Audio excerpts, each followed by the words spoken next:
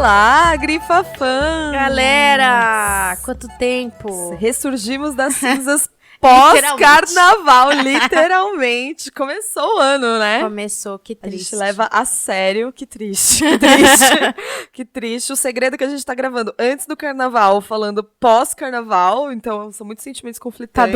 Tá doendo. Estamos felizes, porém estamos tristes, não sabemos o que fazer. Estamos muito felizes de voltar. Yay! Estávamos com saudades de vocês.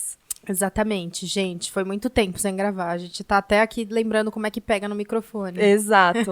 Mas foi um tempo muito bem utilizado, que a gente fez muitas coisas novas, muitos projetos novos. A gente Bem organizou chiques. a casa. O Grifa vai vir com tudo em 2020, a partir de agora.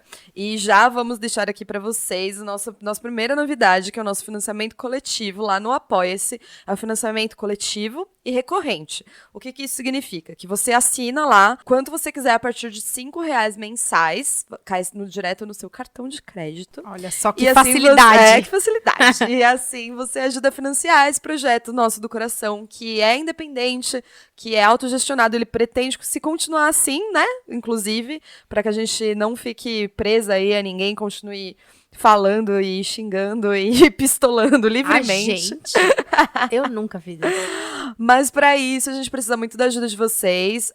Lá no link apoia.c/grifapodcast. Você consegue ver direitinho quais são os gastos mensais que a gente tem. A gente deixa tudo bem, bem transparente. Então, gastos com edição, gastos com site. O tempo que a gente tempo gasta. imenso que a gente gasta para fazer o podcast. E a gente quer continuar fazendo, então, por isso, a sua ajuda é muito importante. Qualquer valor mesmo, a partir de R$5 vai ser incrível pra gente. O link também tá no nosso perfil do Instagram. E lá no nosso perfil do Instagram também você sempre ajuda compartilhando os posts, marcando o Grifa, indicando pro crush, pra amiga, marcando a galera lá nos comentários pra que a gente consiga crescer ainda mais. Pra gente chegar nos 10K. Nossa, por e favor. o sonho do arrastinho próprio. O sonho do arrastinho que está sempre por aí. E outra novidade é que a gente tem o cupom de desconto agora na Bazar do Tempo, que é a editora que lança o livro do episódio que a gente vai acabar de gravar agora, Pensamento Feminista Brasileiro. Então, para Pensamento Feminista Brasileiro e Pensamento Feminista, a gente tem 30% de desconto no site da Bazar do Tempo. Chique. Muito chique, com o cupom Grifa Feminismo. É só você colocar lá no carrinho de compras e esses dois livros saem com 30% de desconto. Muito bem.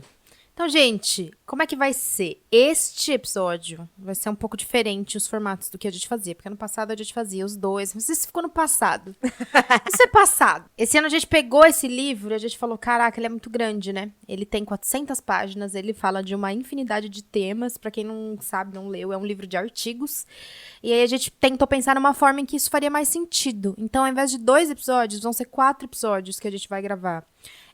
4 partes do episódio 4 que a gente vai gravar sobre o pensamento feminista brasileiro, cada um sobre uma parte do livro. Então, temos Mais uma introdução, que mais, esse episódio de hoje, e só mais para essa contextualizar. E mais essa introdução, que é apenas uma introdução. A gente vai dar uma pinceladinha e aí depois a gente entra nas partes, tudo bem? Então vamos, que faz muito tempo que a gente não começa.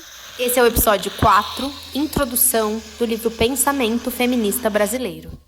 Bom, Pensamento Feminista Brasileiro foi lançado em 2019 pela nossa super parceira, editora Bazar do Tempo, e ele é organizado pela ensaísta, escritora, editora, crítica literária Heloísa Buarque de Holanda. Posso só fazer um comentário sobre isso? Pode? Não sei se ele vai ser péssimo, talvez depois a Nicole tenha que editar. Mas eu estudei, né, na FEFELESH, na USP, aí tinha uma professora que era a Heloísa Buarque de Almeida. E eu achei a minha vida inteira que elas eram a mesma pessoa. Até que a Bazar no Tempo, muito obrigada, Bazar no Tempo, nos enviou livros e um deles tem a foto da Heloísa Buarque de Holanda. Aí eu olhei e falei, Não é a mesma pessoa. nossa, quem é? Não é ela. Aí eu descobri que elas são 2 pessoas diferentes. Um beijo, Heloísa Buarque de Holanda. Um beijo, Heloísa Buarque de Almeida. De Almeida. Vocês Heloísa são Buarque, maras. Vocês são maravilhosos. Heloísa Buarque de Holanda, que eu descobri que não tem grau de parentesco com o Chico Buarque de Holanda. Nenhum? Nenhum. Gente, esse Segundo mundo. a internet. Essa grande fonte, o Wikipédia. Wikipédia. Bom, o livro tem 400 páginas, divididos em 19 artigos de importantes nomes da produção feminista brasileira, né? Finalmente estamos falando de mulheres brasileiras aqui neste podcast. Nomes como Beatriz Nascimento, Branca Moreira Alves, Constância Lima Duarte, a Eleiette Safiotti, nossa grande musa, e Lélia Gonzalez. Aqui fica o nosso meia-culpa, depois de ter tomado o quê? Uma voadora da cara diretamente de Angela Davis, que mandou publicamente todo mundo ler Lélia Gonzalez e não entendeu porque nós estávamos babando seu belíssimo ovo, ao invés de Lélia Gonzalez. Bom, estamos aqui aprendendo, né? E falando finalmente de mulheres brasileiras. E essa semana, a Boitempo nos contou, um passarinho da Boitempo nos contou, que vai ter um lançamento da Lélia Gonzalez pela Boitempo também esse ano. Eba! Então, Aguardemos. Bom, e o livro ele tem justamente essa missão de reunir as contribuições das feministas teóricas brasileiras entre os anos de 1970 e 1990.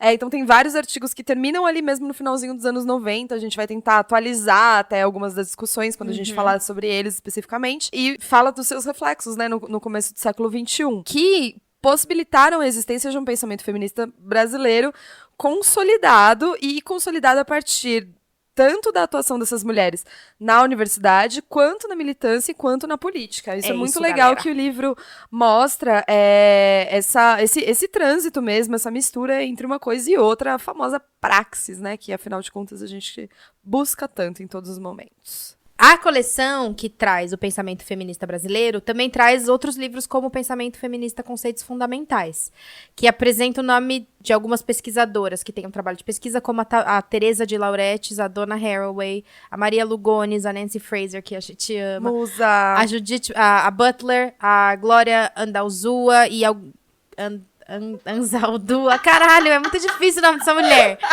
A Glória Anzaldúa. A gente escreveu, apagou e fez o quê? E eu falei errado ainda assim. O nome dela é Glória Anzaldúa, gente. A Glória Anzaldúa. E algumas brasileiras, como quem?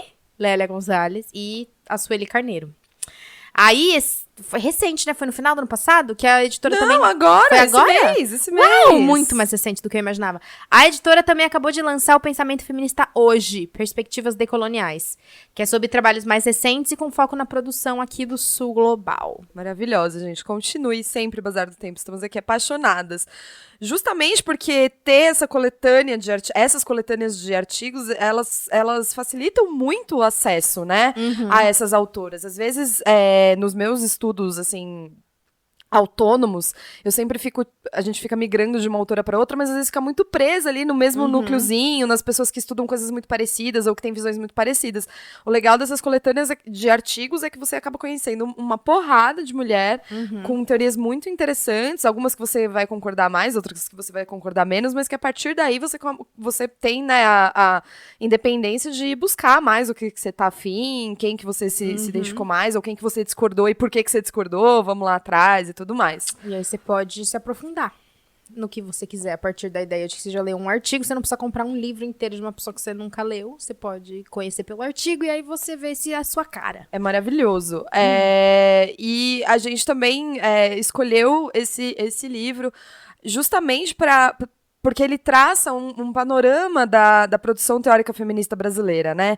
Às vezes, em muitas discussões que a gente participa, ou até eventos para os quais a gente é chamada, coisas assim, parece que as pessoas têm um entendimento que essas discussões elas são muito recentes, as discussões acerca do feminismo, e é uma grande mentira. Na verdade, é um grande apagamento, né? Um grande silenciamento de teóricas tão importantes e militantes tão importantes que já conquistaram tantas coisas, tantos direitos, tantas lutas, né? Não nomear essas mulheres e tal é uma estratégia de apagamento mesmo.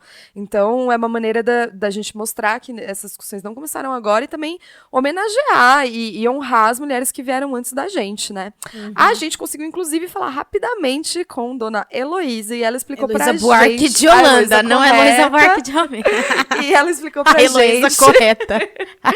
como que surgiu a ideia de fazer essa coletânea. Então fiquem aí com um minutinho de Heloísa Buarque de Holanda. Bem, esse livro foi pensado por dois motivos principais. Um deles é que eu me apaixonei perdidamente pela quarta onda, pelas meninas bravíssimas e guerreiras da quarta onda, e achei que era importante dividir com elas, compartilhar com elas o meu acervo, o meu repertório. Então eu pensei em uma coleção grande com 4 livros. O primeiro seria falando dos conceitos fundamentais, o segundo seria já a formação do pensamento feminista brasileiro, e os 2 últimos são 2 livros que pensam a última tendência das teorias feministas hoje, que são as teorias decoloniais, do feminismo decolonial e das sexualidades decoloniais. Bom, isso aí são 4 livros importantes, porque eu li tudo que tinha na praça e fui pensando um a um, exatamente para poder oferecer uma bibliografia, para dar uma biblioteca completa para as ativistas feministas engrossarem a voz e poderem ir à luta com maior competência e repertório.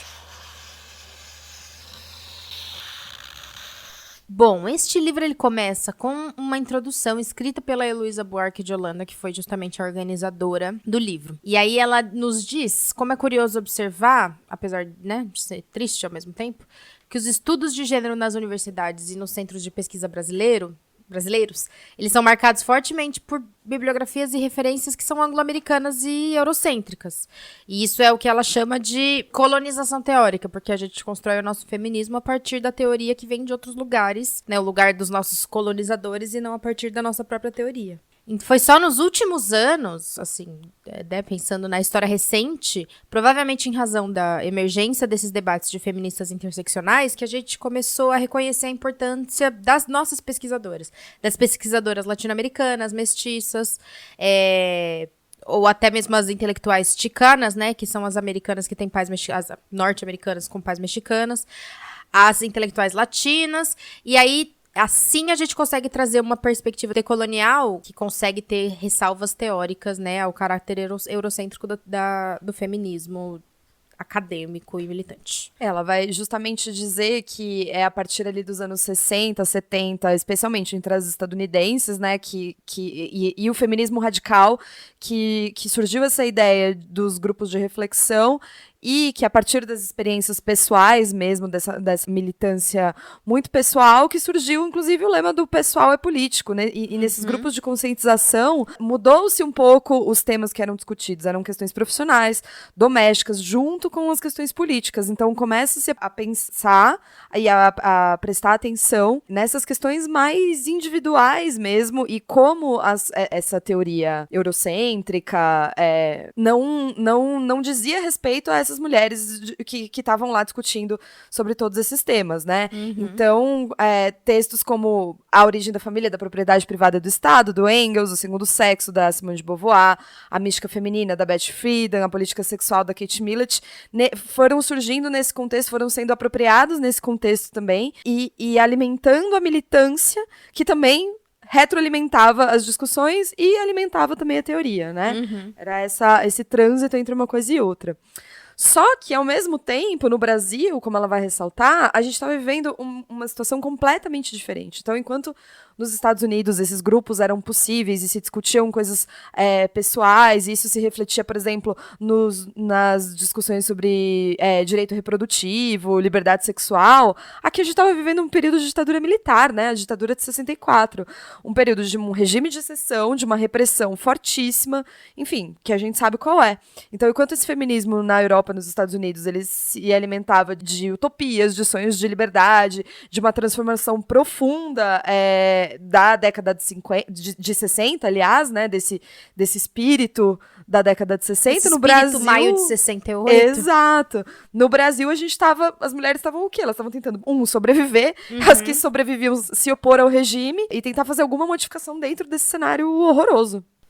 Era bastante diferente. Inclusive, nesse cenário, era muito comum que muitas iniciativas do movimento feminista tivessem vinculadas ou ao Partido Comunista da época, o Partidão, ou à Igreja Católica Progressista, enfim, da teologia da libertação, os freis que eram da hora. E aí isso foi assim que se configurou uma frente importante de resistência à ditadura.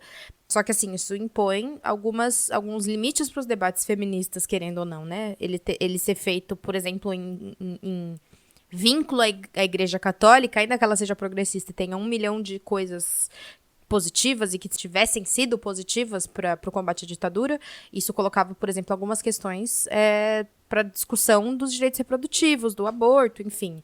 Então a gente sofria aí algumas a gente tinha que fazer algumas modificações, não dava só para importar a teoria e utilizá-la aqui dessa forma. Então, no âmbito da academia, as pesquisadoras feministas, elas privilegiaram uma pauta que fosse mais afinada com o discurso das esquerdas na época. Então, dos direitos humanos, da construção da democracia diante da ditadura, sem focar naquelas que eram consideradas específicas. Então, o aborto, a sexualidade, planejamento familiar, justiça reprodutiva, blá. Então, essas questões, elas permaneceram nas discussões privadas desses grupos de reflexão durante muito tempo aqui no Brasil. E se nos Estados Unidos a luta contra a discriminação sexual e racial, no acesso, na vida acadêmica mesmo, a organização profissional das universidades, essa composição desse cânone teórico, literário, eram pautas importantes, de primeira grandeza nos anos 70, nos anos 60, no Brasil esses estudos, os estudos feministas, os estudos relacionados às questões femininas, inclusive, eles foram se alojando nos departamentos específicos das disciplinas que já existiam, particularmente nas ciências sociais, né? E foi se buscando um reconhecimento científico para essas pesquisas que se adequavam ao que já existia dentro desses estudos.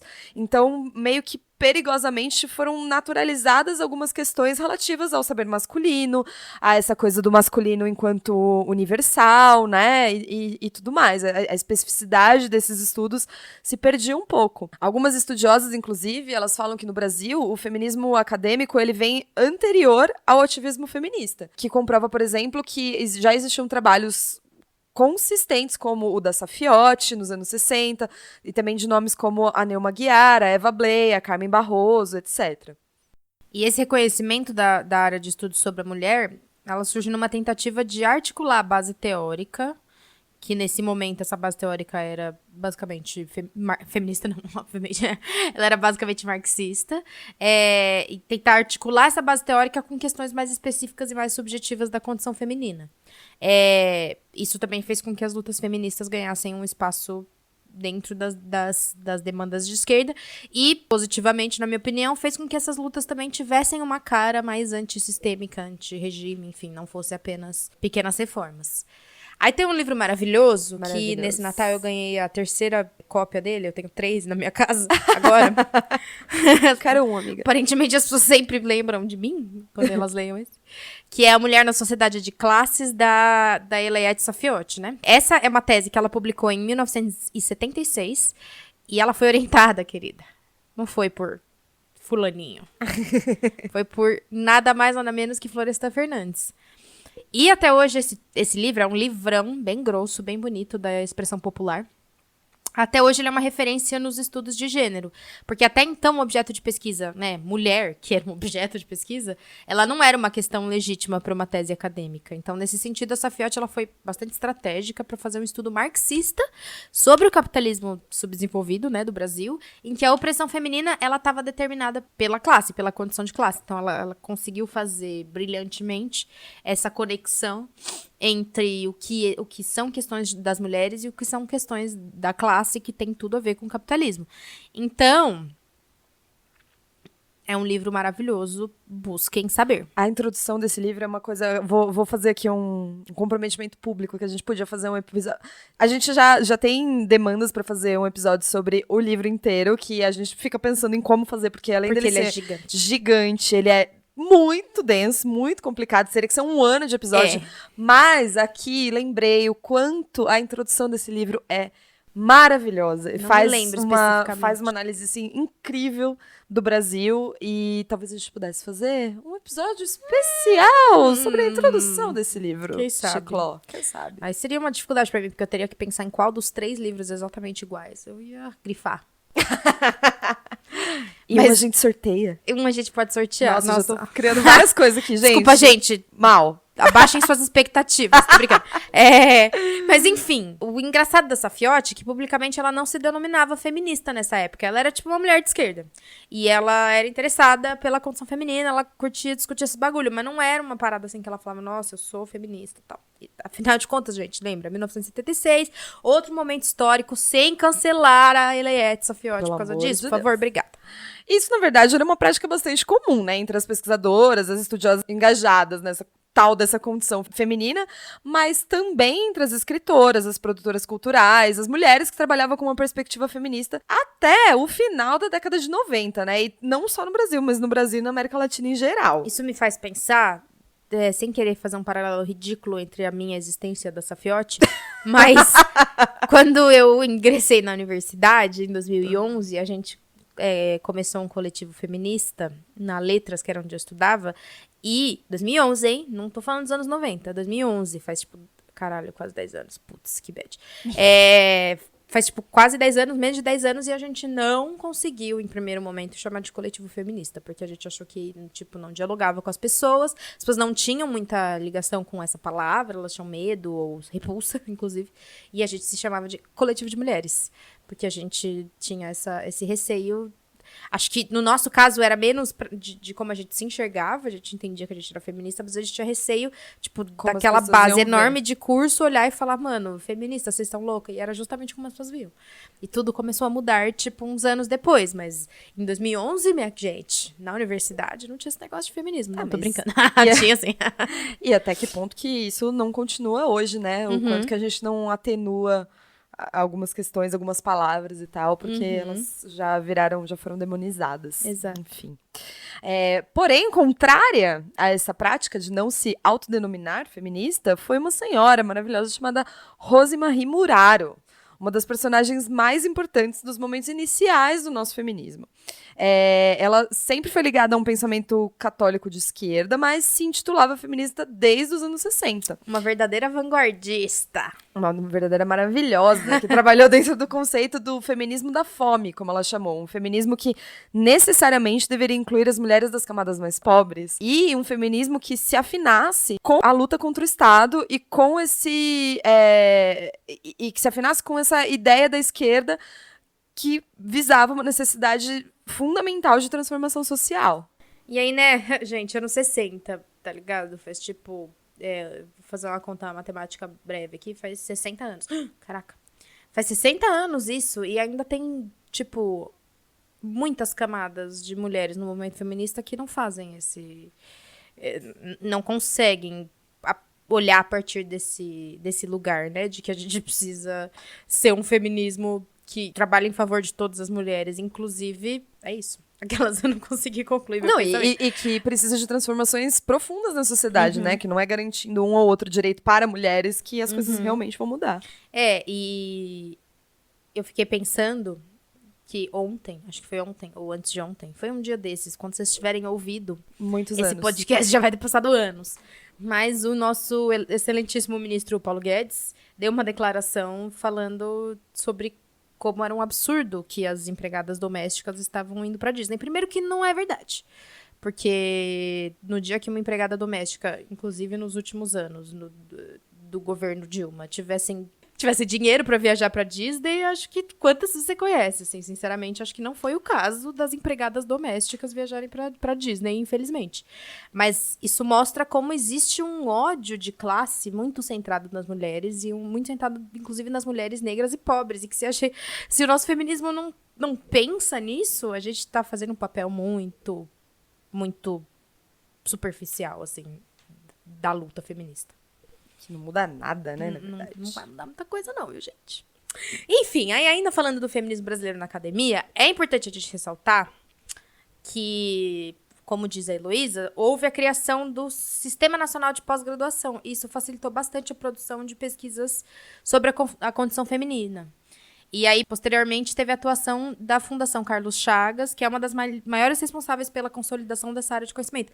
E que, se eu não me engano, até hoje tem uns cursos bem legal pra fazer, assim. Se vocês forem olhar depois, você já viu? Não. Eu quase fiz eu acho que eu não tô confundida, mas eu quase fiz um curso bem massa no ano passado. Lá, sobre, tipo, gênero e educação. Tem uns cursos bem legais e eles são, tipo, bem mais acessíveis do que na maioria dos lugares. Olha, bom saber, boa indicação. Vamos deixar lá no nosso Medium. Boa. Bom, e é essa a importância desse livro hoje, né?